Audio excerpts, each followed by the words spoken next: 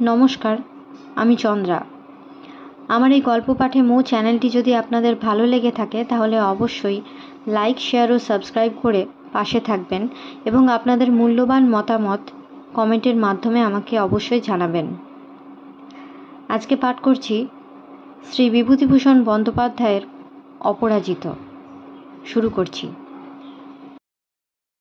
নন কোঅপারেশনের উত্তেজনাপূর্ণ দিনগুলি তখন বছর তিনেক পিছাইয়া পড়িয়াছে। এমন সময়ে একদিন প্রণব রাজশাহী জেল হইতে খালাস পাইল। জেলে তাহার স্বাস্থ্যহানি হয় নাই, কেবল চোখের কেমন একটা অসুখ হইয়াছে, চোখ করকর করে জল পড়ে। জেলের ডাক্তার মিস্টার সেন চশমা লইতে বলিয়াছেন এবং কলিকাতার এক চক্ষুরোগ বিশেষজ্ঞের নামে একটি পত্রও দিয়াছেন। জেল হইতে বাহির হইয়া সে ঢাকা রওনা হইল এবং সেখান হইতে গেল স্বগ্রামে। এক প্রৌঢ়া খুড়িমা ছাড়া তাহার আর কেহ নাই। বাপ মা শৈশবেই মারা গিয়াছেন। এক বোন ছিল, সেও বিবাহের পর মারা যায়। সন্ধ্যার কিছু আগে সে বাড়ি পৌঁছিল।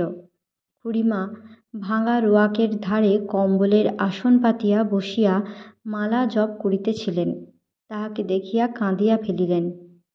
খুড়িমার নিজের ছেলেটি মানুষ নয়, গাঁজা খাইয়া বেড়ায়। প্রণবকে ছেলেবেলা হইতে মানুষ করিয়াছেন, ভালোবাসেন, কিন্তু লেখাপড়া জানিলে কি হইবে? তাহার পুনঃ পুনঃ সদুপদেশ সত্ত্বেও সে কেবলই নানা হাঙ্গামায় পড়িতেছে, ইচ্ছা করিয়াই পড়িতেছে। এ বৃদ্ধ বয়সে শুধু তাহারই মরণ নাই ইত্যাদি নানা কথা ও তিরস্কার প্রণবকে রোয়াকের ধারে দাঁড়াইয়া শুনিতে হইল। বাগানের বড় কাঁঠাল গাছের একটা ডাল কে কাটিয়া লইয়া গিয়াছে। খুড়িমা চৌকি দিয়া বেড়ান তখন। তিনি ওসব পারিবেন না, তাহাকে যেন কাশী পাঠাইয়া দেওয়া হয়। কারণ কর্তাদের অত কষ্টের বিষয় সম্পত্তি চোখের উপরে নষ্ট হইয়া যাইতেছে, এ দৃশ্য দেখাও তাহার পক্ষে অসম্ভব। দিন চারেক বাড়ি থাকিয়া খুড়িমাকে একটু শান্ত করিয়া চশমার ব্যবস্থার দোহাই দিয়া সে কলিকাতায় রওনা হইল। সোদপুরে খুড়িমার একজন ছেলেবেলার পাতানো গোলাপ ফুল আছেন। তাহারা প্রণবকে দেখিতে চান একবার, সেখানে যেন সে অবশ্য যায়। খুড়িমার মাথার দিব্য। প্রণব মনে মনে হাসিল। বৎসর 4 পূর্বে গোলাপ ফুলের বড় মেয়েটির যখন বিবাহের বয়স হইয়াছিল তখন খুড়িমা এই কথাই বলিয়াছিলেন, কিন্তু প্রণব যাওয়ার সময় করিয়া উঠিতে পারে নাই। তারপরই আসিল নন কোঅপারেশনের ঢেউ এবং নানা দুঃখ দুর্ভোগ। সেটির বিবাহ হইয়াছে, এবার বোধহয় ছোটটির পালা। কলিকাতায় আসিয়া সে প্রথমে অপুর খোঁজ করিল। পরিচিত স্থানগুলিতে গিয়া দেখিল, 2-1 দিন ইম্পিরিয়াল লাইব্রেরি খুঁজিল। তারপর যদি অপু কলিকাতায় থাকে তবে ইম্পিরিয়াল লাইব্রেরিতে না আসিয়া থাকিতে পারিবে না। কোথাও তাহার সন্ধান মিলিল না। চাঁপদানিতে যে অপু নাই তাহা 3 বৎসর আগে জেলে ঢুকিবার সময় জানিত, কারণ তাহারও প্রায় 1 বৎসর আগে অপু সেখান হইতে চলিয়া গিয়াছে। একদিন সে মন্মথদের বাড়ি গেল। তখন রাত প্রায় 8টা। বাহিরের ঘরে মন্মথ বসিয়া কাগজপত্র দেখিতেছে। সে আজকাল অ্যাটর্নি। খুড়শ্বশুরের বড় নামডাক ও পসারের সাহায্যে নতুন বসিলেও 2 পয়সা উপার্জন করে। মন্মথ যে ব্যবসায় উন্নতি করিবে তাহার প্রমাণ প্রণব সেদিনই পাইল। ঘণ্টাখানেক কথাবার্তার পরে রাত 7:30টার কাছাকাছি মন্মথ যেন একটু উসখুস করিতে লাগিল, যেন কাহার প্রতীক্ষা করিতেছে। একটু পরেই একখানা বড় মোটরগাড়ি আসিয়া দরজায় লাগিল। একটি 35-36 বছরের যুবকের হাত ধরিয়া 2 জন লোক ঘরে প্রবেশ করিল। প্রণব দেখিয়াই বুঝিল যুবকটি মাতাল অবস্থায় আসিয়াছে। সঙ্গের লোক 2টির মধ্যে একজনের একটা চোখ খারাপ, ঘোলাটে ধরনের, বোধহয় সে চোখে দেখিতেও পায় না। অপর লোকটি বেশ সুপুরুষ। মন্মথ হাসি মুখে অভ্যর্থনা করিয়া বলিল, এই যে মল্লিক মশাই, আসুন। ইনি মিস্টার শর্মা। বসুন, নমস্কার। গোপালবাবু, বসুন এইখানে। আর ওকে আমাদের কন্ডিশনস সব বলেছেন তো? ধরনে প্রণব বুঝিল মল্লিক মশাই বড় পাকা লোক। উত্তর দিবার পূর্বে তিনি একবার প্রণবের দিকে চাহিলেন। প্রণব উঠিতে যাইতেছিল। মনমতো বলিল, না না, বসো হে। ও আমার ক্লাস ফ্রেন্ড, একসঙ্গে কলেজে পড়তুম। ও ঘরের লোক, বলুন আপনি। মল্লিক মশাই একটা পুঁটুলি খুলিয়া কী সব কাগজ বাহির করিলেন। তাহাদের মধ্যে নিম্ন সুরে খানিকক্ষণ কী কথাবার্তা হইল। সঙ্গের অন্য লোকটি দুবার যুবকটির কানে কানে ফিসফিস করিয়া কি বলিল। পরে যুবক একটা কাগজে নাম সই করিল। মনমতো দুবার সইটা পরীক্ষা করিয়া কাগজখানা একটা খামের মধ্যে পুরিয়া টেবিলে রাখিয়া দিল ও একরাশ নোটের তারা মল্লিক মশাইকে গুনিয়া দিল। পরে দলটি গিয়া মোটরে উঠিল। প্রণব অপুর মতো নির্বোধ নয়, সে ব্যাপারটা বুঝিল। যুবকটির নাম অজিতলাল সেন শর্মা, কোনো জমিদারের ছেলে। যে জন্যেই হোক সে 2000 টাকার হ্যান্ডনোট কাটিয়া 1500 টাকা লইয়া গেল এবং মল্লিক মশাই তাহার দালাল, কারণ সকলকে মোটরে উঠাইয়া দিয়া তিনি আবার ফিরিয়া আসিলেন ও পুনরায় প্রণবের দিকে বিরক্তির দৃষ্টিতে চাহিয়া মন্মথুর সঙ্গে নিম্ন সুরে কিসের তর্ক উঠাইলেন। 7.5% জন্য তিনি যে এতটা কষ্ট স্বীকার করেন নাই, এ কথা কয়েকবার শুনাইলেন। ঠিক সেই সময়েই প্রণব বিদায় লইল। পরদিন মন্মথুর সঙ্গে আবার দেখা। মন্মথ হাসিয়া বলিল, কালকে সেই ক্যাপ্টেন বাবুটি হে, আবার শেষ রাতে 3টের সময়ে মোটরে এসে হাজির। আবার চাই 1000 টাকা।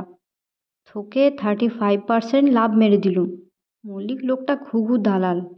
বড়লোকের ক্যাপ্টেন ছেলে যখন শেষ রাতে হ্যান্ড নোট কাটছেন, তখন আমরা যা পারি করে নিতে। আমার কি, লোকে যদি 1500 টাকার হ্যান্ড নোট কেটে 1000 নেয়, আমার তাতে কি, দোষ কি? এইসব চড়িয়েই তো আমাদের খেতে হবে।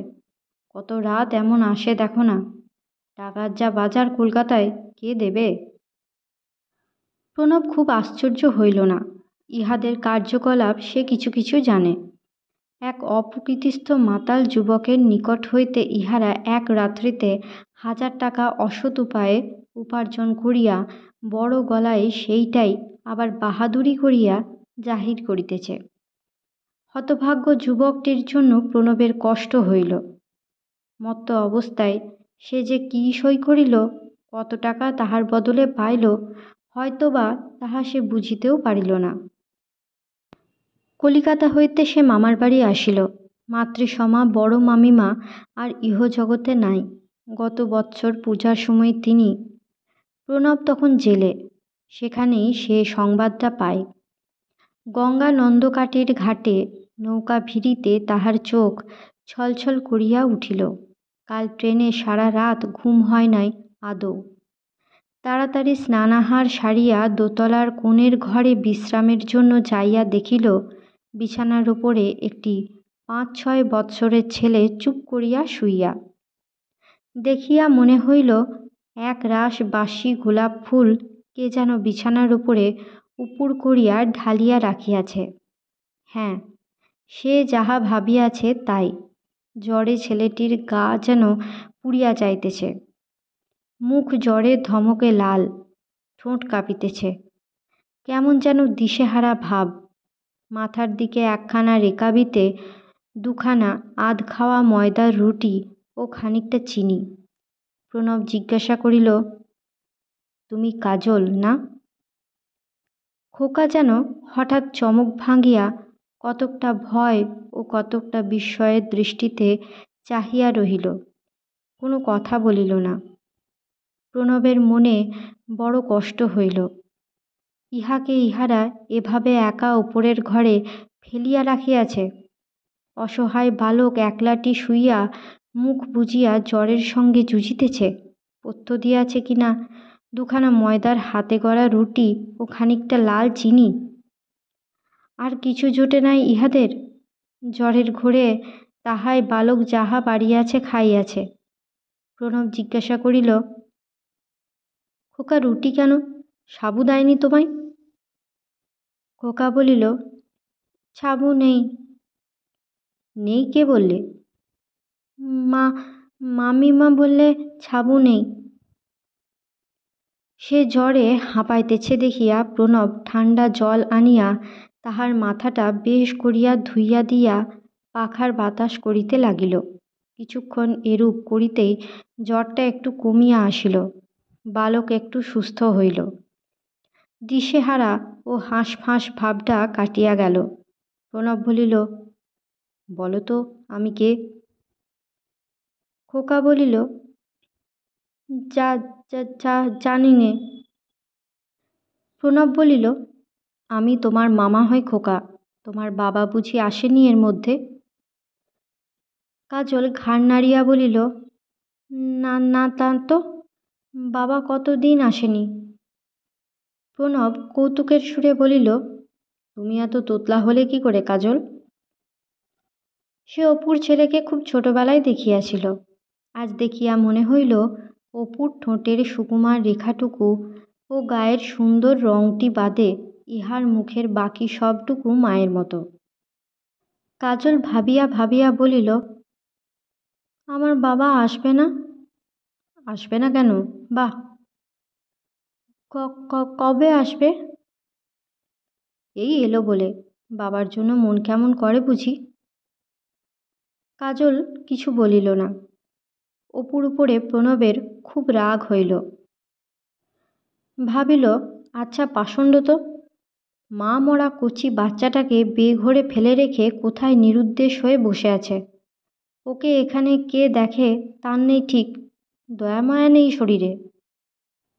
শশীনারায়ণ বাড়ুজ্যে প্রণবের নিকট জামাইয়ের যথেষ্ট নিন্দা করিলেন। বন্ধুর সঙ্গে বিয়ের যোগাযোগটি তো ঘটিয়েছিলে, ভেবে দেখো তো, সে আজ 5 বছরের মধ্যে নিজের ছেলেকে একবার চোখের দেখা দেখতে এলো না। 30-40 টাকার মাইনে চাকরি করছেন আর ঘুরে যাচ্ছেন ভবঘুরের মতো। চাল নেই চুলো নেই। কোন জন্মে যে করবেন সে আশাও নেই। বলো না, হারে চটেছি আমি। এদিকে ছেলেটি কি অবিকল তাই? এই বয়স থেকেই তেমনি নির্বোধ, অথচ যেমনি চঞ্চল তেমনি একগুঁয়ে। চঞ্চল কি একটু আধটু? ওইটুকু তো ছেলে। একদিন করেছে কি, একদল গরুর গাড়ির গাড়োয়ানের সঙ্গে চলে গিয়েছে সেই পীরপুরের বাজারে। এদিকে আমরা খুঁজে পাই নে, চারিদিকে লোক পাঠায়। শেষে মাখন মুহুরীর সঙ্গে দেখা। সে ধরে নিয়ে আসে, খাওয়াও দাওয়াও। মেয়ের ছেলে কখনো আপনার হয় না, যে পর সেই পর। খোকা বাপের মতো লাজুক ও মুখচোরা, কিন্তু প্রণবের মনে হইল এমন সুন্দর ছেলে সে খুব কম দেখিয়াছে। সারা গা বাহিয়া যেন লাবণ্য ঝরিতেছে। সদা সর্বদা মুখ টিপিয়া কেমন এক করুণ অপ্রতিভ ধরনের হাসি হাসে। মুখখানা এত লাজুক ও অবোধ দেখায় সে সময়, কেমন যে একটা করুণা হয়। এখানে কয়েকদিন থাকিয়া প্রণব বুঝিয়াছে দিদিমা মারা যাওয়ার পর এ বাড়িতে বালককে যত্ন করিবার আর কেহই নাই। সে কখন খায়, কখন শোয়, কি পড়ে, এসব বিষয়ে বাড়ির কাহারও দৃষ্টি নাই। শশীনারায়ণ বাড়ুজ্যে তো নাতিকে দুচক্ষে দেখিতে পারেন না। সর্বদা কড়া শাসন করেন। তাহার বিশ্বাস, এখন হইতে শাসন না করিলে এও বাপের মতো ভবঘুরে হইয়া যাইবে। অথচ বালক বুঝিয়া উঠিতে পারে না দাদা মহাশয় কেন তাহাকে অমন উঠিতে তাড়া বসিতে তাড়া দেন। ফলে সে দাদা মহাশয়কে যমের মতো ভয় করে, তাহার ত্রিসীমানা দিয়া হাঁটিতে চায় না। কলিকাতায় ফিরিয়া প্রণব দেবব্রতর সঙ্গে দেখা করিল। দেবব্রত একটু বিষণ্ণ। বিলাত যাইবার পূর্বে সে একটি মেয়েকে নিজের চোখে দেখিয়া বিবাহের জন্য পছন্দ করিয়াছিল, কিন্তু তখন নানা কারণে সম্বন্ধ ভাঙিয়া যায়। সে আজ 3 বৎসর পূর্বের কথা। এবার বিদেশ হইতে ফিরিয়া সে নিছক কৌতূহলের বশবর্তী হইয়া সন্ধান লইয়া জানে মেয়েটির এখনো বিবাহ হয় নাই। মেয়েটির ডান পায়ের হাঁটুতে নাকি কি হইয়াছে। ডাক্তারে সন্দেহ করিতেছেন বোধহয় তাহাতে চিরজীবনের জন্য ওই পা খাটো হইয়া থাকিবে। এ অবস্থায় কেই বা বিবাহ করিতে অগ্রসর হইবে? শুনিবা মাত্র দেবব্রত ধরিয়া বসিয়াছে সে ওই মেয়েকেই বিবাহ করিবে। মায়ের ঘোর আপত্তি, পিসে মহাশয়ের আপত্তি, মামাদের আপত্তি, সে কিন্তু নাছোড়বান্দা। হয় ওই মেয়েকে বিবাহ করিবে, নতুবা দরকার নাই বিবাহে। দেবব্রতর সঙ্গে প্রণবের খুব ঘনিষ্ঠ আলাপ ছিল না। অপুর সঙ্গে ইতিপূর্বে বার 2-3 তাহার কাছে গিয়াছিল এইমাত্র। এবার সে যায় অপুর কোনো সন্ধান দিতে পারে কিনা তাহাই জানিবার জন্য। কিন্তু এই বিবাহ বিভ্রাটকে অবলম্বন করিয়া মাস 2 মধ্যে দুজনের একটা ঘনিষ্ঠ বন্ধুত্ব গড়িয়া উঠিল। দেবব্রত এইসব গোলমালের দরুন পিসেমশায়ের বাসা ছাড়িয়া কলিকাতায় হোটেলে উঠিয়াছিল। বৈকালে সেখানে একদিন প্রণব বেড়াইতে গিয়া শুনিল দেবব্রতের মা এ বিবাহে মত দিয়াছেন। দেবব্রত বলিল, ঠিক সময় এসেছেন। আমি ভাবছিলুম আপনার কথা। কাল পিসেমশাই আর বড় মামা যাবেন মেয়েকে আশীর্বাদ করতে। আপনিও যান ওদের সঙ্গে। ঠিক বিকেল 5টায় এখানে আসবেন। মেয়ের বাড়ি গোয়া বাগানে, ছোট দোতলা বাড়ি, নিচে একটা প্রেস। মেয়ের বাপ গভর্নমেন্টের চাকরি করেন। মেয়েটিকে দেখিয়া খুব সুন্দরী বলিয়া মনে হইল না প্রণবের। গায়ের রং যে খুব ফর্সা তাও নয়, তবে মুখে এমন কিছু আছে যাতে একবার দেখিলে বারবার চাহিয়া দেখিতে ইচ্ছা করে। ঘাড়ের কাছে একটা যৌতুক চিহ্ন, চুল বেশ বড় বড় ও কোঁকড়ানো। বিবাহের দিনও উভয় পক্ষের সম্মতিক্রমে ধার্য হইয়া গেল। দেবব্রত সঙ্গতিপন্ন গৃহস্থের ছেলে। দুঃখ কষ্ট কাহাকে বলে জানে না। এ পর্যন্ত বরাবর যথেষ্ট পয়সা হাতে পাইয়াছে। তাহার পিসেমশাই অপুত্রক। তাহার সম্পত্তি ও কলিকাতার 2খানা বাড়ি দেবব্রতই পাইবে। কিন্তু পয়সা অপব্যয় করার দিকে দেবব্রতের ঝোঁক নাই। সে খুব হিসাবী ও সতর্ক এ বিষয়ে। সাংসারিক বিষয়ে দেবব্রত খুব হুঁশিয়ার। পাটনায় যে চাকরিটা সে সম্প্রতি পাইয়াছে সে শুধু তাহার জোগাড় যন্ত্র ও সুপারিশ ধরিবার কৃতিত্বের পুরস্কার, নতুবা 20-22 জন বিলাত ফেরত অভিজ্ঞ ইঞ্জিনিয়ারের দরখাস্তের মধ্যে তাহার মতো তরুণ ও অনভিজ্ঞ লোকের চাকুরি পাইবার কোনোই আশা ছিল না। দুঃখ কষ্ট কাহাকে বলে জানে না। এ পর্যন্ত বরাবর যথেষ্ট পয়সা হাতে পাইয়াছে। তাহার পিসে মহাশয় অপুত্রক। তাহার সম্পত্তি ও কলিকাতার 2খানা বাড়ি দেবব্রতই পাইবে। কিন্তু পয়সা অপব্যয় করার দিকে দেবব্রতের ঝোঁক নাই। সে খুব হিসাবী ও সতর্ক এ বিষয়ে। সাংসারিক বিষয়ে দেবব্রত খুব হুঁশিয়ার। পাটনায় যে চাকরিটা সে সম্প্রতি পাইয়াছে সে শুধু তাহার যোগাযন্ত্র ও সুপারিশ ধরিবার কৃতিত্বের পুরস্কার, নতুবা 20-22 জন বিলাত ফেরত অভিজ্ঞ ইঞ্জিনিয়ারের দরখাস্তের মধ্যে তাহার মতো তরুণ ও অনভিজ্ঞ লোকের চাকুরি পাইবার কোনো আশাই ছিল না। শাঁখারীটোলায় দেবব্রতের পিসে মহাশয় তারিণী মিত্রের বাড়ি হইতেই দেবব্রত বিবাহ করিতে গেল। পিসিমার ইচ্ছা ছিল খুব বড় একটা মিছিল করিয়া বর রওনা হয়। কিন্তু পিসে মহাশয় বুঝাইলেন ও সব একালের ছেলে, বিশেষ করিয়া দেবব্রতের মতো বিলাত ফেরত ছেলে পছন্দ করিবে না। মায়ের নিকট বিবাহ করিতে যাইবার অনুমতি প্রার্থনা করিবার সময় দেবব্রতের চোখ ভিজিয়া উঠিল। স্বর্গগত স্বামীকে স্মরণ করিয়া দেবব্রতর মা ও চোখের জল ফেলিলেন। সবাই বকিল, তিরস্কার করিল। একজন প্রতিবেশিনী হাসিয়া বলিলেন, দোরদরুনি টাকা কই? দেবব্রতের পিসিমা বলিলেন, আমার কাছে কুনে নিয়মে যাব, ও কি দোর ধরা হলো? আমার ছেলেবেলায় আমাদের বাঙাল দেশের নিয়ম ছিল দেখেছি, 7 জন এও আর 7 জন কুমারী, এই 14 জনকে দোরধরুনির টাকা দিয়ে তবে বর বেরোতে পেত বাড়ি থেকে। একালে তো সব দাঁড়িয়েছে। দেবব্রত একটুখানি দাঁড়াইল, ফিরিয়া বলিল, মা শোনো একটু। আড়ালে গিয়া চুপি চুপি বলিল, চাটুজ্জে বাড়ির মেয়েটা দৌড় ধরার জন্য দাঁড়িয়েছিল, আমি জানি। ছোট পিসিমা তাকে সরিয়ে দিয়েছেন। এইসবেতে আমার মনে বড় কষ্ট হয় মা। এই 10 টাকার নোটটা রাখো, তাকে তুমি দিও। কেন তাকে সরালে বলো তো? আমি জানি অবশ্যই কেন সরিয়েছে, কিন্তু এতে লোকের মনে কষ্ট হয় তাও ওরা বোঝে না। মা বলিলেন, ও কথা তোর ওদের বলবার দরকার নেই। টাকা দিলেই আমি দেব এখন। ছোট ঠাকুরজির দোষ কি? বিধবা মেয়েকে কি বলে আজ সামনে রাখে বল না? হিঁদুর নিয়মগুলো তো মানতে হবে। সবাই তো তোমার মতো ব্রহ্মজ্ঞানী হয়নি এখনো।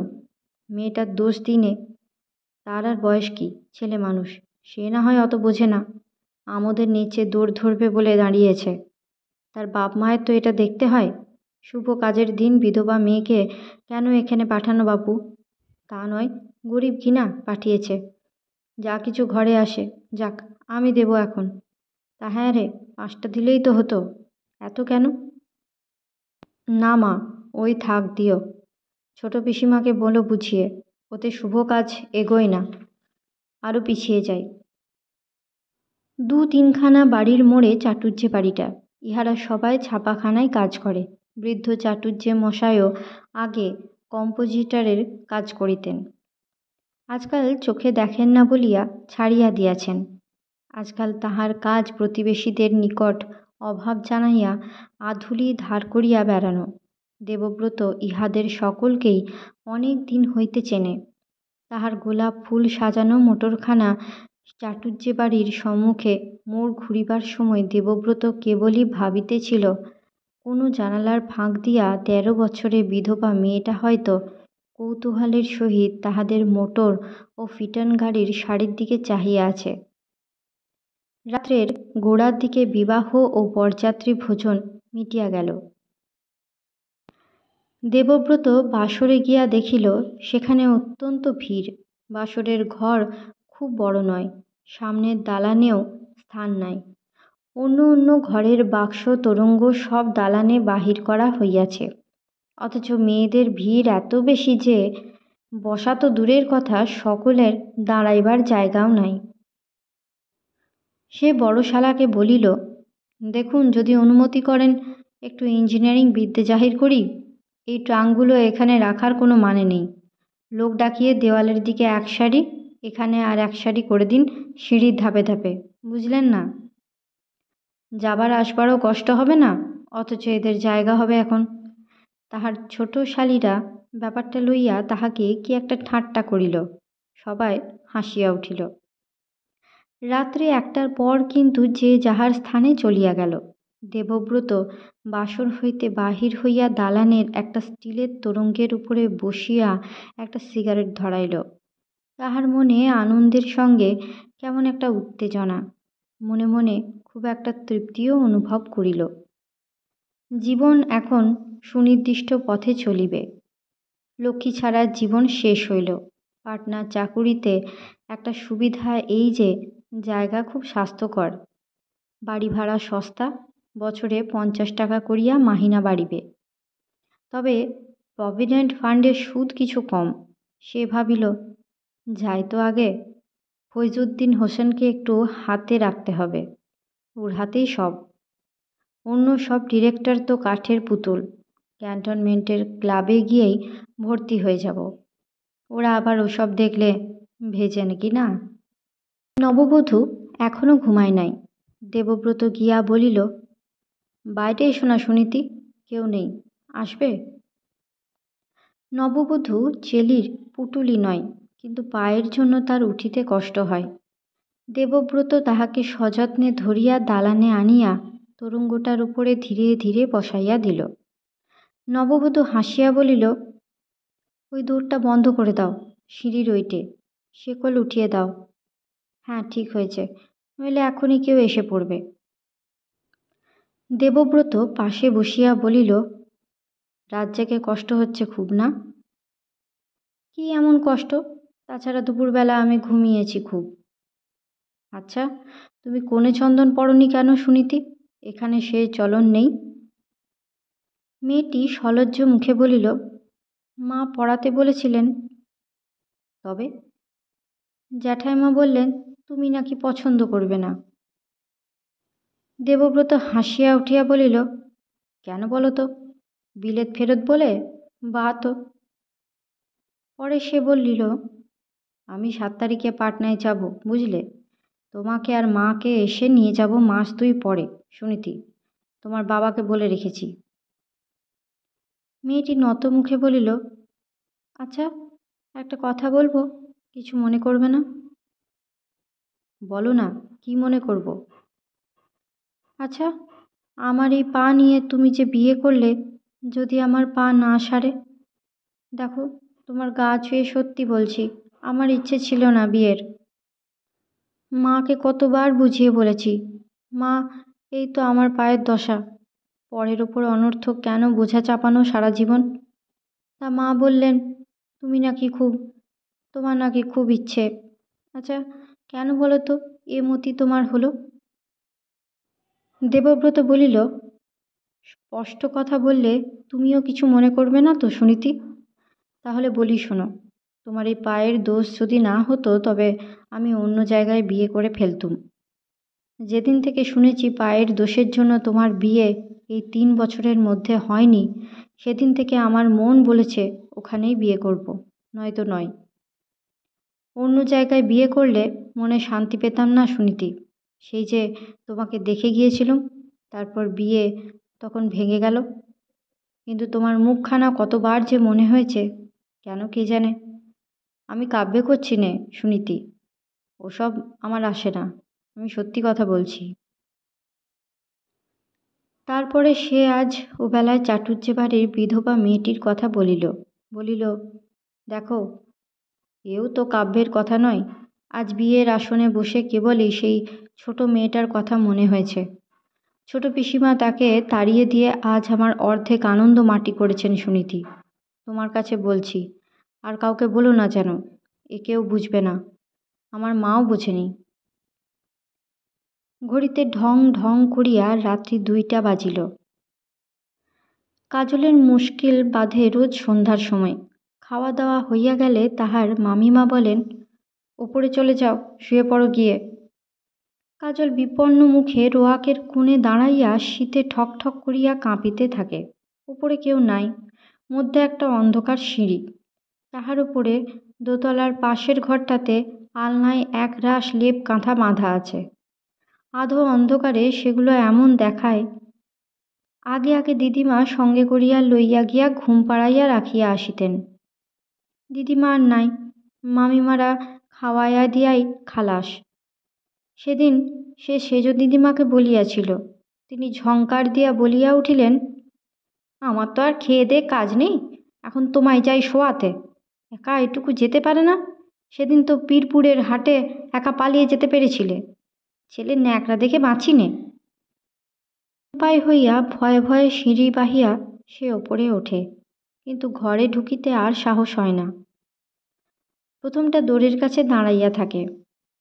কোণে কুড়ির আলনার নিচে দাদামশায়ের এক রাশ পুরনো হুঁকার খোল ও হুঁকা দানা, এক কোণে মিটমিটে তেলের প্রদীপ, তাতে সামান্য একটুখানি আলো হয় মাত্র। কোণের অন্ধকার তাহাতে আরও যেন সন্দেহজনক দেখায়। এখানে একবার আসিলে আর কেহ কোথাও নাই, ছোট মামিমা নাই, ছোট দিদা নাই, দলু নাই, তাটি নাই, শুধু সে আর চারিপাশের এইসব অজানা বিভীষিকা। কিন্তু এখানেই বা সে কতক্ষণ দাঁড়াইয়া থাকিবে? ছোট মাসিমা ও বিন্দুজি এ ঘরে শোয়, তাহাদের আসিতে এখনো বহু দেরি। শীতের হাওয়ায় হাড় কাঁপুনি ধরিয়া যায় যে। অগত্যা সে অন্যান্য দিনের মতো চোখ বুজিয়া ঘরের মধ্যে ঢুকিয়া নিজের বিছানার উপরে উঠিয়া ছোট লেপটা একেবারে মুড়ি দিয়া ফেলে। কিন্তু বেশিক্ষণ লেপ মুড়ি দিয়া থাকিতে পারে না, ঘরের মধ্যে কোনো কিছু নাই তো। মুখ খুলিয়া একবার ভীত চোখে চারিধারে চাহিয়া দেখিয়া আবার লেপ মুড়ি দেয়। আর যত রাজ্যের ভূতের গল্প কি ঠিক ছাই এই সময়টাতেই মনে আসে। দিদিমা থাকিতে এসব কষ্ট ছিল না। দিদিমা তাহাকে ঘুম না পাড়াইয়া নামিতেন না। কাজল উপরে আসিয়াই বিছানার উপরকার সাজানো লেপ কাঁথার স্তূপের উপরে খুশি ও আমোদের সহিত বারবার লাফাইয়া পড়িয়া চেঁচাইতে থাকিত, আমি জলে ঝাঁপাই, হি হি, আমি জলে ঝাঁপাই, ও দিদিমা, হি হি। কোনো রকমে দিদিমা তাহার লাফানো হইতে নিবৃত্ত করিয়া শোয়াইতে কৃতকার্য হইলে সে দিদিমার গলা জড়াইয়া ধরিয়া বলিত, এবার একটা গপ্পা। কথার শেষের দিকে পাতলা রাঙা ঠোঁট দুটি ফুলের কুঁড়ির মতো এক জায়গায় জড়ো করিয়া না আনিলে কথা মুখ দিয়া বাহির হইত না।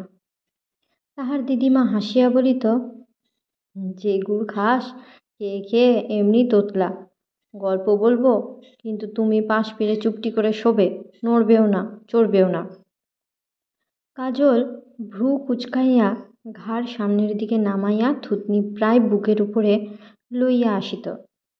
পরে চোখের ভুরু উপরের দিকে উঠাইয়া হাসি ভরা চোখে চুপ করিয়া দিদিমার মুখের দিকে চাহিয়া থাকিত। দিদিমা বলিত, দুষ্টুমি করো না দাদাভাই, আমার এখন অনেক কাজ, তোমার দাদু আবার এখনই পাশার আড্ডা থেকে আসবেন, তাকে খেতে দেব, ঘুমো তো লক্ষ্মী ভাইটি। কাজল বলিত, ইল্লি, দাদুকে খাবার দেবে তো ছোট মামিমা, তুমি এখন যাবে বই কি, একটা গপ্প করো না, হ্যাঁ দিদিমা। এ ধরনের কথা সে শিখিয়াছে বড় মাস্তুতো ভাইদের কাছে। তাহার বড় মাসিমার ছেলে দলু কথায় কথায় বলে ইল্লি। কাজলও শুনিয়া শুনিয়া তাহাই ধরিয়াছে। তাহার পর দিদিমা গল্প করিতেন। কাজল জানালার বাহিরে তারা ভরা স্তব্ধ নৈশ আকাশের দিকে চাহিয়া একবার মুখ ফুলাইত, আবার হাঁ করিত, আবার ফুলাইত, আবার হাঁ করিত।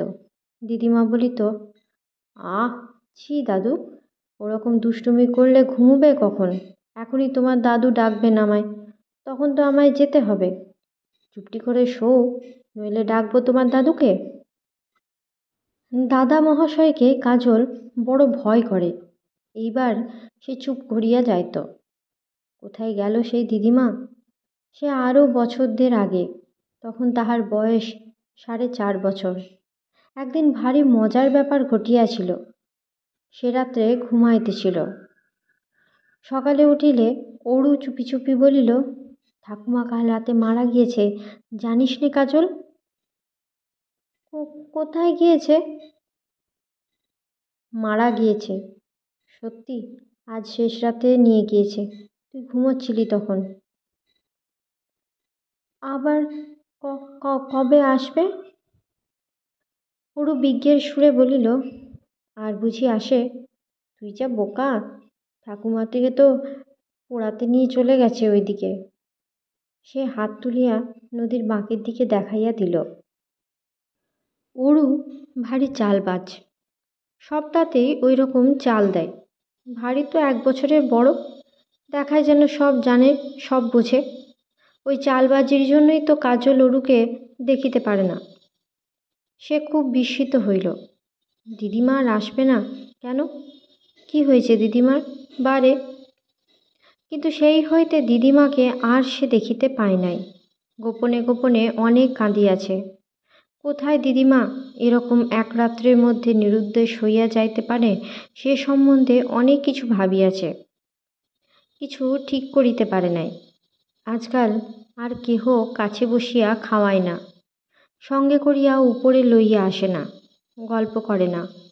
একলাটি এই অন্ধকারের মধ্যে দিয়া আসিয়া উপরের ঘরে শুইতে হয়। সকলের চেয়ে মুশকিল হইয়াছে এইটাই বেশি কিনা। আজকের মতো গল্প পাঠ এই পর্যন্ত। পরবর্তী অংশ নিয়ে আসবো পরবর্তী ভিডিওতে। সকলে ভালো থাকবেন, সুস্থ থাকবেন এবং পাশে থাকবেন। নমস্কার।